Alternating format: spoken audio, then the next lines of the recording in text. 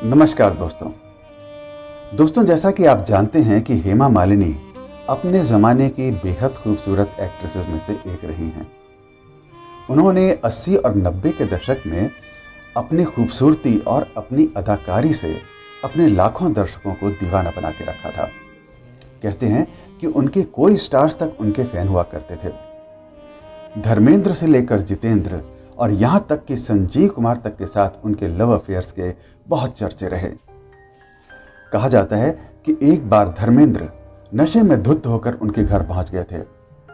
ऐसे ही ये भी बात कही जाती है कि एक बार उनके जितेंद्र के साथ शादी भी होने वाली थी। लेकिन क्या आपको मालूम है कि इन सब से पहले उनको शादी के लिए प्रपोज करने वाले फिल्मी सितारे कौन थे? वो अभिनेता थे राजकुमार। तो दोस्तों, आज हम आपको राजकुमार और हेमा मालिनी की इसी लव स्टोरी और इसी शादी प्रपोजल के बारे में एक किस्सा सुनाने जा रहे हैं। आइए सुनते हैं। हेमा मालिनी ने अपने करियर की शुरुआत 1963 में एक तमिल फिल्म में डांसर के रोल से की थी। करीब 5 साल बाद उन्होंने फिल्म सपनों का सौदागर से हिंदी फिल्मों में कदम रखे।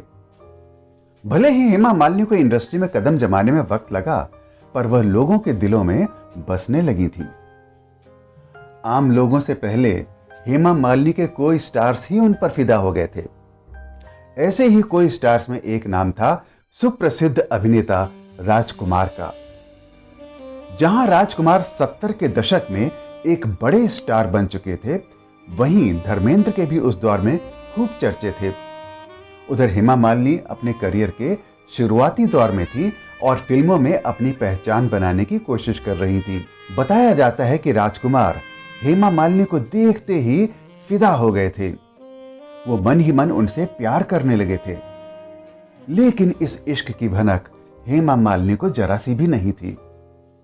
राजकुमार ने हेमा मालिनी के प्रति अपने प्रेम के चलते उन्हें फिल्म लाल पत्थर भी दिलवाई।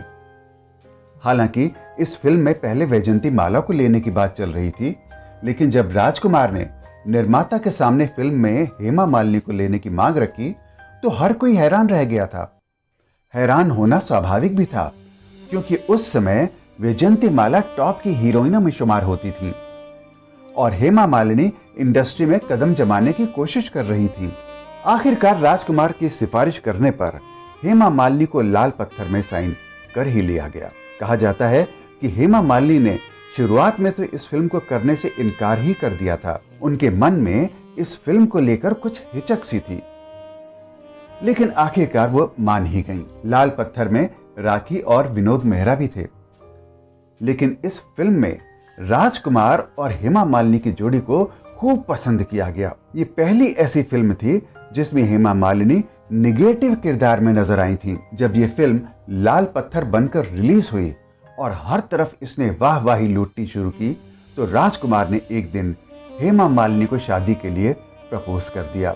बताया जाता है कि राजकुमार के इस प्रपोजल से हेमा मालिनी हैरान रह गई थी।